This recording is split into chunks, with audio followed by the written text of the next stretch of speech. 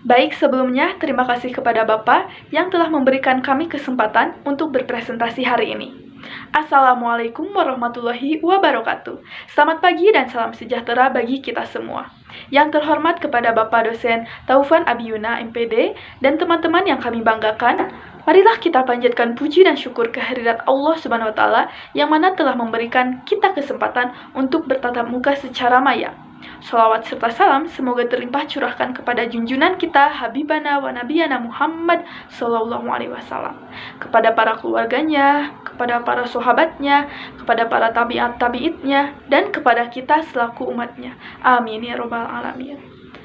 Perkenalkan, kami dari kelompok 5. Di sini kami akan menjelaskan mengenai Pancasila sebagai sistem etika. Baik, perkenalkan nama saya Salma Ayu Belkis dengan NPM 202122027 sebagai moderator, dan rekan saya bernama Aina Amalia Izati dengan NPM 202122022 sebagai pemateri pertama, kemudian Rena Maulina dengan NPM 202122035 sebagai pemateri kedua, selanjutnya Siti Sarah dengan NPM 202122015 sebagai pemateri ketiga. Kemudian ada Fatih Amanullah dengan NPM 202122010 sebagai pemateri keempat, dan terakhir yaitu Hilda Sri Kasturi dengan NPM 202122005 sebagai pemateri kelima. Adapun materi yang akan kami bahas dalam Pancasila sebagai sistem etika yaitu pertama, nilai, norma, dan moral, yang di dalamnya terdapat pengertian serta hubungan nilai, norma, dan moral. Kedua, etika politik Pancasila, yang di dalamnya terdapat pengertian etika dan politik, lalu Pancasila sebagai etika politik, dan pendidikan politik Pancasila. Baik, untuk memanfaatkan waktu, mari kita mulai dengan pemateri pertama yang akan membahas mengenai pengertian nilai, norma, dan moral. Kepada pemateri pertama, disilahkan. Baik, terima kasih kepada moderator. Materi yang akan saya sampaikan adalah pengertian nilai, norma, dan moral. Dalam Dictionary of Sociology and Related Science dikatakan bahwa nilai adalah kemampuan yang dipercaya yang ada pada suatu benda untuk memuaskan manusia. Sedangkan menurut Wikipedia dikatakan bahwa nilai adalah alat yang menunjukkan suatu alasan dasar bahwa cara pelaksanaan atau keadaan akhir tertentu lebih disukai secara sosial dibandingkan cara pelaksanaan atau keadaan akhir yang berlawanan. Nilai memuat elemen pertimbangan yang membawa ide-ide seorang individu mengenai hal-hal yang benar, baik, atau diinginkan. Norma adalah aturan-aturan dan ketentuan-ketentuan yang mengikat warga masyarakat atau kelompok tertentu dan menjadi panduan, tatanan, pandangan, dan pengendali sikap dan tingkah laku manusia. Norma adalah bentuk nyata dari nilai sosial di dalam masyarakat yang berbudaya yang memiliki aturan, kaidah, baik itu yang tertulis ataupun yang tidak tertulis. Moral berasal dari kata mos atau mores yang artinya kesusilaan, tabiat, dan kelakuan. Moral adalah ajaran tentang hal yang baik dan yang buruk yang menyangkut tingkah laku dan perbuatan manusia. Pengertian moral menurut salah satu ahli yaitu Russell mengatakan moralitas adalah suatu usaha untuk membimbing tindakan seseorang dengan akal untuk melakukan apa yang paling baik menurut akalnya seraya memberi bobot yang sama menyangkut kepentingan individu yang akan terkena tindakan tersebut. Terima kasih, saya kembalikan kepada moderator. Selanjutnya oleh pemateri kedua yang akan membahas mengenai hubungan nilai, norma, serta moral. Kepada pemateri kedua, disilahkan. Baik, terima kasih kepada moderator yang telah memberikan saya kesempatan untuk melanjutkan materi mengenai hubungan antara nilai, norma, dan moral. Nilai merupakan kualitas dari sesuatu yang bermanfaat yang dijadikan landasan, alasan, ataupun motivasi dalam bersikap. Nilai juga dapat mengandung arti sebagai suatu harapan atau sesuatu yang diinginkan oleh seseorang. Nilai ini tentu saja harus lebih dikonkretkan lagi dengan adanya norma. Mengapa? Tentu saja supaya lebih berguna lagi. Lalu apa itu norma? Norma adalah suatu aturan atau ketentuan yang mengikat untuk dijadikan panduan, tatanan, dan pengendalian tingkah laku yang sesuai, baik itu secara tertulis maupun tidak tertulis. Kemudian, nilai dan norma ini selalu berkaitan dengan moral. Mengapa? Karena tingkah laku seseorang tentu saja ditentukan dari moralitas moral yang dimiliki oleh orang tersebut. Menurut Kailan, norma ini dibagi menjadi 4. Yang pertama, norma kesusilaan. Norma ini berasal dari hati nurani manusia. Norma ini dapat menentukan mana yang baik dan mana yang buruk. Norma ini selalu mendorong manusia untuk kebaikan akhlak pribadinya dan juga melarang manusia untuk melakukan sesuatu yang tidak baik. Adapun contoh dari norma susila ini yaitu dengan bersikap jujur, membantu orang yang membutuhkan, dan tidak mengambil hak orang lain. Kemudian yang kedua adalah norma kesopanan. Norma kesopanan ini merupakan ketentuan hidup yang berasal dari pergaulan di masyarakat. Norma ini bersifat relatif, yang berarti apa yang dianggap sebagai norma kesopanan itu selalu berbeda-beda setiap tempat, lingkungan, dan juga waktu. Adapun contoh dari norma kesopanan ini yaitu dengan menghormati yang lebih tua, dengan tidak meludah di sembarang tempat, dan juga dengan memakai pakaian yang pantas dan rapih untuk masuk ke dalam kelas. Kemudian yang ketiga ada norma agama. Norma agama ini yaitu merupakan ketentuan hidup yang berasal dari Tuhan. Adapun isi dari norma agama ini dapat berupa larangan, perintah, dan juga ajaran. Norma agama ini memiliki nilai yang sangat fundamental yang mewarnai pada norma-norma lainnya. Adapun contoh dari norma agama adalah dengan tidak membunuh sesama manusia dan tidak mencuri. Kemudian, adapun sanksi bagi para pelanggar norma agama ini tidak hanya didapatkan di masa hidupnya saja, tapi juga dapat didapatkan dari Tuhan kelak di akhirat. Dan yang terakhir adalah norma hukum. Yang keempat, norma hukum ini merupakan ketentuan yang dibuat oleh pihak berwenang yang bersifat memaksa dengan tujuan untuk melindungi kepentingan manusia dalam pergaulan hidup di masyarakat dan mengatur tata tertib kehidupan bermasyarakat. Adapun contoh dari norma hukum ini yaitu dengan adanya pasal 362 KUHP yang menyatakan bahwa barang siapa yang mengambil suatu barang yang seluruhnya atau sebagian milik orang lain dengan maksud untuk dimiliki secara melawan hukum, diancam karena pencurian dengan pidana penjara paling lama 5 tahun dan denda paling banyak Rp60. Lalu, secara etimologis, kata moral ini berasal dari bahasa Latin dari kata mos yang berarti tata cara atau kebiasaan, sedangkan bentuk jama dari kata mos ini adalah mores. Adapun dalam bahasa Arab, kata moral ini memiliki makna yang sama dengan akhlak yang berarti budi pekerti. Sedangkan dalam bahasa Indonesia, kata moral ini memiliki arti kesusilaan. Menurut Frans Magni Suseno, kata moral ini mengacu pada baik atau buruknya perilaku manusia sebagai manusia. Kemudian menurut Bertens, beliau memaknai moralitas ini sebagai sifat moral atau keseluruhan asas yang berkenaan dengan nilai baik ataupun buruk. Dan menurut Chaplin, beliau mengartikan moral ini ke dalam 3 hal yang berbeda. Yang pertama, moral sebagai akhlak dan tingkah laku yang susila. Kemudian yang kedua ini moral sebagai ciri khas seorang individu atau sekelompok orang dengan perilaku yang pantas dan baik. Dan yang terakhir, moral sebagai hukum atau adat kebiasaan yang mengatur tingkah laku manusia. Dan yang terakhir, menurut Van Ness, beliau mengartikan bahwa moral dan etika ini merupakan hal yang berbeda. Moralitas ini digunakan untuk menggambarkan bagaimana seseorang bertindak, sedangkan etika merupakan studi tentang standar perilaku, khususnya mengenai perilaku yang benar ataupun yang salah. Dan secara umum, terdapat 2 jenis moralitas. Yang pertama, moralitas intrinsik, yaitu moral yang memandang suatu perbuatan menurut hakikatnya yang bebas dan lepas dari hukum positif. Dan yang kedua, moralitas ekstrinsik yang memandang suatu perbuatan itu sebagai sesuatu yang diperintahkan ataupun yang dilarang oleh seseorang yang berkuasa atau oleh hukum positif, baik itu dari sesama manusia maupun dari Tuhan Yang Maha Esa.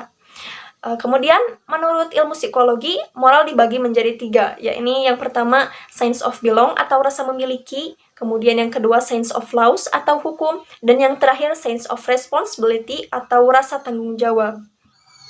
Nilai, norma, dan moral ini adalah konsep-konsep yang selalu berkaitan. Keterkaitan ini sangat mutlak apabila seorang individu di dalam masyarakat atau bangsa dan negara menghendaki untuk membangun fondasi yang kuat untuk tumbuh dan berkembang.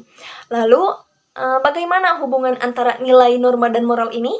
Dalam ilmu filsafat, nilai diartikan sebagai suatu keberhargaan atau kebaikan. Nilai tersebut dijabarkan dalam norma atau ukuran dari aturan, dan melalui moral judgment terwujudlah actus humanus, yang mana actus humanus ini adalah tindakan manusia yang mengandung konsekuensi nilai dan moral. Mungkin sekian yang dapat saya sampaikan mengenai materi hubungan antara nilai, norma, dan moral. Terima kasih, saya kembalikan kepada moderator. Kemudian, pemateri ketiga yang akan menjelaskan mengenai pengertian etika dan Pancasila. Kepada pemateri ketiga, disilahkan. Baik, terima kasih kepada moderator yang telah memberikan saya waktu untuk menyampaikan materi mengenai pengertian etika. Langsung saja, secara etimologi, kata etika berasal dari bahasa Yunani yang berarti yang terdiri dari dua kata, yaitu ethos dan etikos. Ethos berarti sifat, watak, kebiasaan, tempat yang biasa. Sedangkan etikos berarti susila, keadaban, kelakuan, dan perbuatan yang baik. Istilah moral berasal dari kata lain yaitu mores yang merupakan bentuk jama dari mos yang berarti adat istiadat atau kebiasaan watak, kelakuan, tabiat, dan cara hidup. Sedangkan dalam bahasa Arab, kata etika itu dikenal dengan istilah akhlak yang artinya budi pekerti. Sedangkan dalam bahasa Indonesia disebut tata susila. Etika sering diidentikan dengan moral atau moralitas. Namun, meskipun sama-sama terkait dengan baik buruk dari tindakan manusia, etika dan moral itu memiliki perbedaan pengertian. Moralitas lebih condong pada pengertian nilai baik dan buruk dari setiap perbuatan manusia itu sendiri, sedangkan etika berarti ilmu yang mempelajari tentang baik dan buruk. Jadi bisa dikatakan etika itu berfungsi sebagai teori tentang perbuatan baik dan buruk. Dalam filsafat tentang etika disamakan dengan filsafat moral.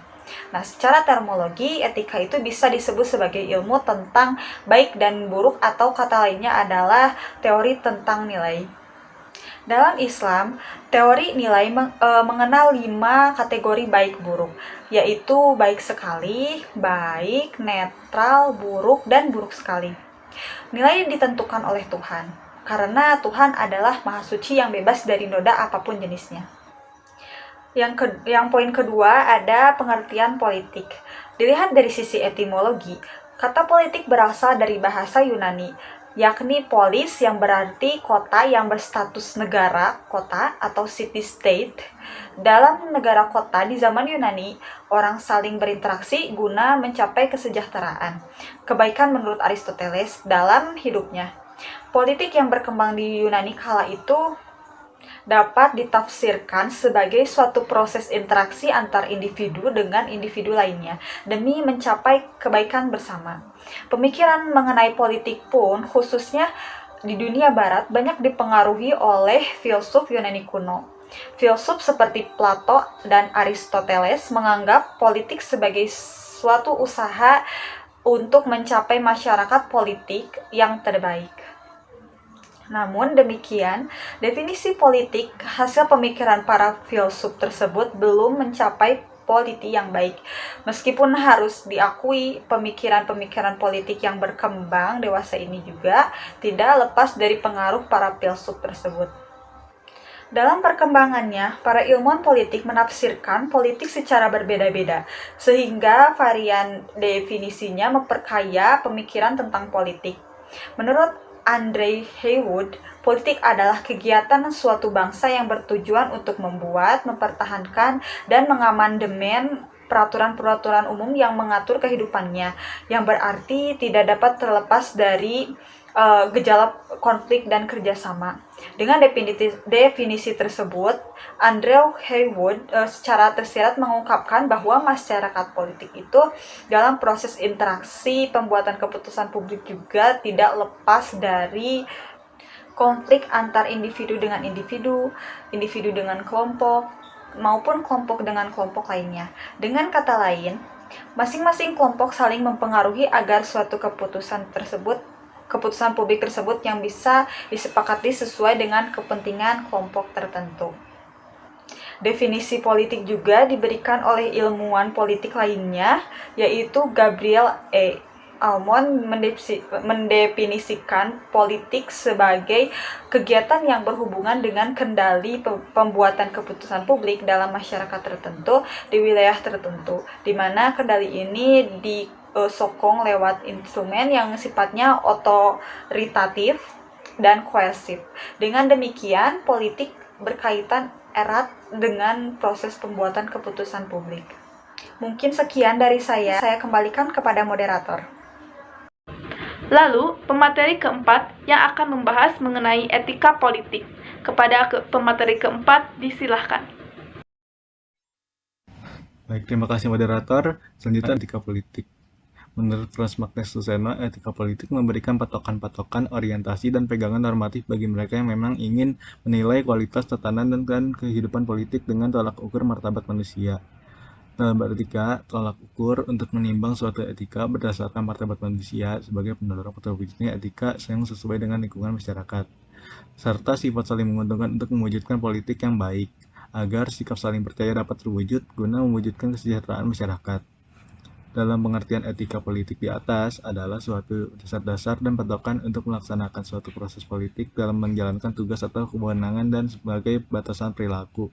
Dapat diartikan batasan dalam beretika memiliki fungsi pengendali agar perilaku manusia tidak keluar dari konteks yang dianggap sebagai suatu batasan, yang mana batasan tersebut harus dipatuhi, serta dijaga agar perilaku tidak melewati batasnya. Pada dasarnya, batasan tersebut berasal dari norma dan nilai yang diyakini kebenarannya dan beradab terhadap lingkungan sekitar. Dalam melaksanakan etika politik tidak lepas dari tolak ukur terhadap menjunjung tinggi nilai kemanusiaan dan martabat manusia.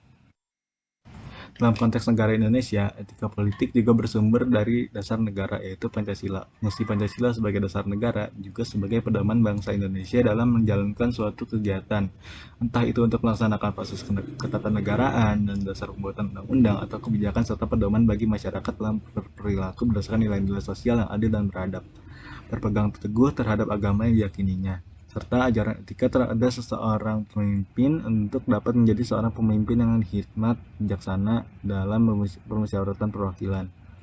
Urgensi atau pentingnya Pancasila sebagai sistem etika terkait dengan problem yang dihadapi bangsa Indonesia sebagai berikut. Pertama, banyaknya kasus korupsi yang melanda negara Indonesia dapat melemahkan sendi-sendi kehidupan berbangsa dan bernegara. Kedua, masih terjadinya aksi terorisme yang mengatasnamakan agama, sehingga dapat merusak semangat toleransi dalam kehidupan antar umat beragama dan meluluhlantakan semangat persatuan. Ketiga, masih terjadinya pelanggaran HAM dalam kehidupan bernegara. Keempat, ketidakadilan hukum masih mewarnai proses peradilan di Indonesia. Kesemuanya itu memperlihatkan pentingnya dan mendesaknya peran dan kedudukan Pancasila sebagai sistem etika karena dapat menjadi tuntutan atau sebagai leading principle bagi warga negara untuk berperilaku sesuai dengan nilai-nilai Pancasila. Dalam menjalankan etika politik, pada dasarnya seorang pejabat memiliki kebebasan dalam berperilaku guna mewujudkan seni dan kreativitas dalam menjalankan suatu kekuasaannya. Hal ini berkaitan dengan arti politik yang ada, yaitu politik adalah suatu seni untuk meraih kekuasaan dalam buku Miriam Budiarjo. Akan tetapi kebebasan itu harus pula berdasarkan kesusilaan etika. Menurut Iswara, untuk itu mengatur kehidupan politik dengan jalan menjadikan kesusilaan etika sebagai dasar politik dapat diharapkan adanya politik yang memindahkan aturan-aturan permainan apa yang harus dilakukan dan apa yang harus wajib dibiarkan. Sekian dari saya kembalikan pada moderator. Dan terakhir, yaitu pemateri kelima yang akan menjelaskan mengenai Pancasila sebagai etika politik dan pendidikan politik Pancasila. Kepada pemateri kelima, disilahkan. Baik, terima kasih kepada moderator. Untuk selanjutnya, materi yang akan saya bahas yaitu mengenai Pancasila sebagai etika politik dan pendidikan politik Pancasila. Baik, untuk materi yang pertama yaitu mengenai Pancasila sebagai etika politik. Nah, lalu apa sih hubungan antara etika politik dan juga Pancasila?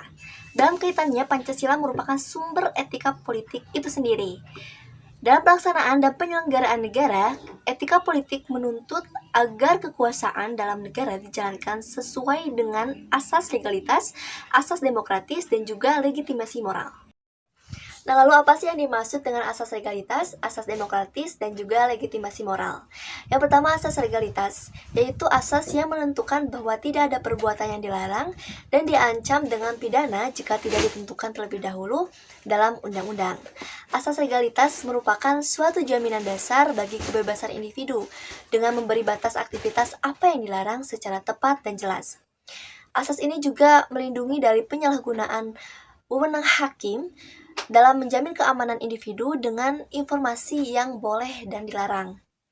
Yang kedua, asas demokratis, yaitu bentuk pemerintahan yang semua warga negaranya memiliki hak setara dalam pengambilan keputusan yang dapat mengubah hidup mereka. Asas demokratis ini mengizinkan warga negara untuk ikut berpartisipasi baik secara langsung atau melalui perwakilan dalam perumusan, pengembangan, dan pembuatan hukum. Dan yang terakhir yaitu legitimasi moral, yaitu dapat diartikan apabila seseorang pemimpin berwenang mengambil keputusan ataupun kebijakan, maka masyarakat dapat mengakui, menerima, bahkan dapat menolak kebijakan yang diambil oleh pemimpin tersebut. Legitimasi moral juga dapat diartikan sebagai legitimasi yang dimiliki oleh suatu lembaga negara yang berdasarkan pada kehendak rakyat. Baik, materi yang kedua yaitu mengenai pendidikan politik Pancasila. Salah satu cara dalam melaksanakan etika politik di Indonesia yang berdasarkan Pancasila yaitu dengan memahami politik melalui pendidikan politik. Pendidikan dan politik merupakan istilah yang saling berkaitan. Pada hakikatnya, pendidikan politik adalah sebagai bagian dari orang dewasa karena hal ini menyangkut relasi antar individu atau individu dengan masyarakat di tengah medan sosial. Dalam situasi-situasi konflik yang ditimbulkan oleh berbagai macam perbedaan masyarakat. Nomor 12 tahun 1982 tentang pendidikan politik bagi generasi muda, yang merupakan rangkaian usaha untuk meningkatkan dan memantapkan kesadaran politik dan kenegaraan guna menunjang kelestarian Pancasila, Undang-Undang Dasar 1945 sebagai budaya politik bangsa.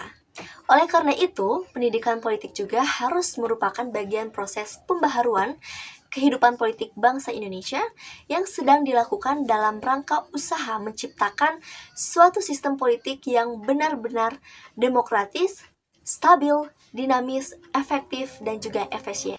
Baik, itu saja yang dapat saya sampaikan. Saya kembalikan kepada moderator. Baik, untuk kesimpulan dan saran, saya sendiri yang akan menyampaikannya. Kesimpulan dari kelompok kami yaitu etika merupakan ilmu tentang baik dan buruk atau kata lainnya yaitu teori tentang nilai. Jadi, Pancasila sebagai sistem etika adalah cabang filsafat yang dijabarkan dari sila-sila Pancasila untuk mengatur perilaku kehidupan bermasyarakat, berbangsa, dan bernegara di Indonesia. Oleh karena itu, di dalam etika Pancasila terkandung nilai-nilai seperti nilai ketuhanan, nilai kemanusiaan, persatuan, kerakyatan, dan keadilan. Nah, kelima nilai tersebut membentuk perilaku bangsa Indonesia dalam semua aspek kehidupannya. Pentingnya Pancasila sebagai sistem etika bagi Indonesia yaitu menjadi rambu normatif untuk mengatur perilaku kehidupan bermasyarakat, berbangsa, dan bernegara. Kemudian, saran dari kelompok kami yaitu kita bangsa Indonesia sebagai masyarakat yang warganya menganut ideologi Pancasila sudah seharusnya menjadikan nilai-nilai yang terkandung dalam Pancasila sebagai dasar dan pedoman hidup, serta nilai-nilai Pancasila yang senantiasa harus kita amalkan dalam setiap kehidupan bermasyarakat, berbangsa, dan bernegara, supaya tercipta kesatuan dan persatuan antar warga Indonesia. Selain dari itu, etika, normal, nilai, dan moral harus senantiasa kita terapkan dalam bersikap maupun berperilaku dalam kehidupan sehari-hari, supaya terwujud perilaku yang sesuai dengan adat, budaya, dan karakter bangsa Indonesia. Cukup sekian dari kelompok kami, mohon maaf apabila ada kesalahan, baik itu dalam penyampaian materi maupun penjelasan materi. Terima kasih atas perhatiannya. Wassalamualaikum warahmatullahi wabarakatuh.